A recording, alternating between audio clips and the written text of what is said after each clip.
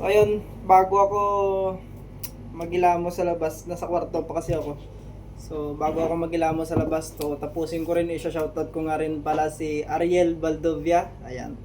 O sabi na dito, shoutout mo din ako sir. Salamat at ikaw ang naging daan namin para maging trailer driver. Ngayon dito na din ako sa Europe. Malaking utang na loob namin yun sir. Salamat sa muling pagkikita. So yun, masasabi ko lang, so shoutout sa iyo Ariel Valdovia. So masasabi ko lang, wag niyong tanawin na utang na loob na yon dahil ginawa ko yung part na yon na tinulungan kayo para bigyan ng pagkakataon na maging bihasa sa pag-trailer driver.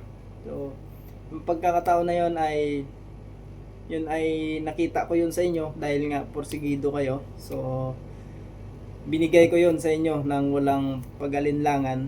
Kaya wag nyo tanawin na utang na loob yun sa akin dahil sa inyo ay porsigido kayo at ngayon malayo na nga narating nyo nang dahil yun sa inyo, sa sarili nyo mismo, pagsisikap nyo, pagtsatsaga, siyempre pagiging porsigido sa buhay. So kung saan man narating nyo, shoutout at mag-iingat kayo lagi.